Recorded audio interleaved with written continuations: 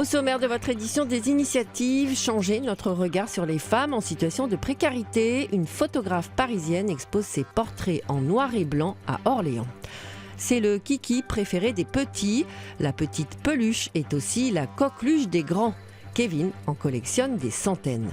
Mais d'abord, un restaurateur nantais a mis au point une machine à fabriquer des crêpes, pratique à emporter. Alors, j'ai la galette du mois.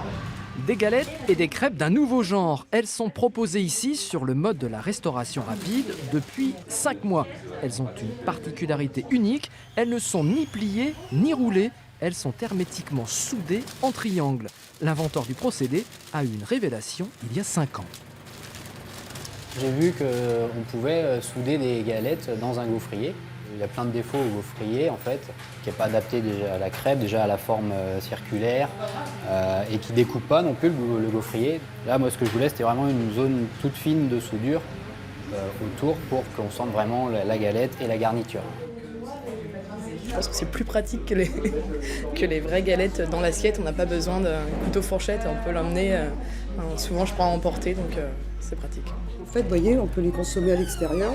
Ça coule pas, on est propre. C'est vachement plus croustillant en fait, je trouve, sur les côtés. Et c'est vachement pratique par exemple à emmener et à manger plus que des crêpes à emporter dans des assiettes ou dans des petits cartons qui sont pliés ou des fois c'est pas très pratique.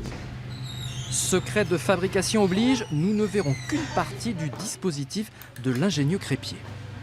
Je pose mon croisillon sur le bilig, la crêpière utilisée en crêperie. Ensuite, je pose une première couche de galettes. Ensuite, je mets la garniture dans les compartiments qui apparaissent là, dans les croisillons. Je recouvre encore avec une couche de galettes et je viens presser pendant 2 minutes 30.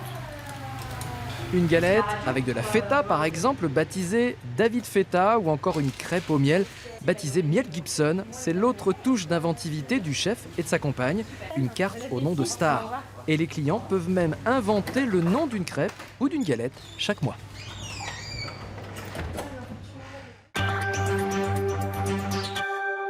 Corrèze Boost Emploi, bonjour, Jannick à votre écoute. Lutter contre le chômage des jeunes, voilà l'objectif de la Corrèze. Le département a lancé un site internet et un numéro vert pour mettre en relation les demandeurs d'emploi et les entreprises. Les 17-30 ans sont même suivis par un coach. C'est ce que le chef d'entreprise va voir en premier. Il faut que ça pète, quoi. Et voilà, après peut-être 2 séances avec Céline, c'est bon, j'avais mon projet en tête. Ce programme lancé dans les Vosges a déjà fait ses preuves et la Corrèze espère bien à son tour en recueillir les fruits.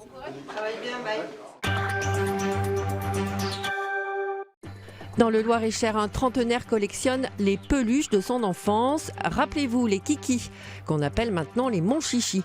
Kevin en collectionne des centaines. Il partage sa passion sur Internet et a lancé une association au profit des enfants malades.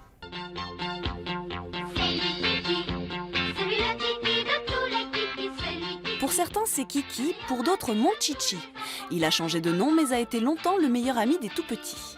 Des enfants qui aujourd'hui ont bien grandi, à 31 ans, Kevin en possède des centaines. Des neufs et des collectors, sans compter les innombrables produits dérivés. Cette passion elle a débuté en fait en 2005, lorsque je faisais mes achats dans une grande surface. Je suis retombé sur un coffret de Monchichi et tout de suite j'ai craqué dessus. En fait, peut-être une frustration de ne pas en avoir eu quand j'étais petit. Et en fait, de ce coffret-là, s'est découlé d'autres Monchichi, enfin qu'on m'a offert. Et depuis, voilà, je suis à 310 Monchichi. Créée en 1974 au Japon, la petite peluche rassemble des passionnés du monde entier que Kevin a rassemblés autour d'une page Facebook. Elle compte aujourd'hui presque 7000 membres. J'ai besoin d'échanger avec les personnes et de faire vivre mon Chichi, parce que mon Chichi, il apporte tellement de choses et c'est que du bonheur. Du bonheur que Kevin ne souhaite pas uniquement partager avec les nostalgiques. De sa passion est aussi née une association. Son but, offrir des peluches Kiki aux enfants malades. D'offrir aux enfants hospitalisés un Monchichi, ça va forcément créer des liens encore plus forts avec leurs parents et se remémorer aussi les parents et les enfants des souvenirs. Entre la recherche de nouvelles pièces pour sa collection, les réseaux sociaux et l'association, Kevin consacre 6 à 8 heures par jour à ses peluches fétiches. Une passion dévorante.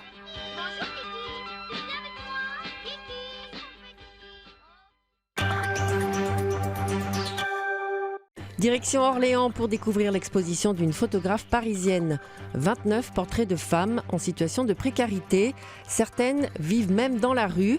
Des clichés pour changer notre regard sur ces femmes qui ont accepté de se dévoiler devant l'objectif.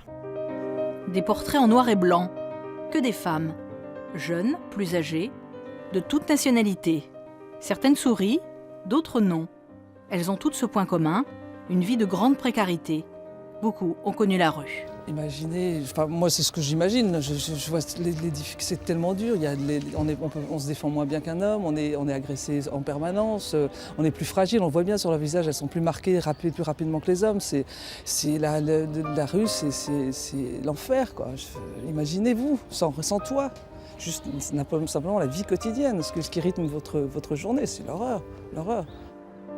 Sans domicile fixe ou hébergées dans des foyers, celles qui ont accepté de poser devant l'objectif ont toutes la même volonté, celle de s'en sortir.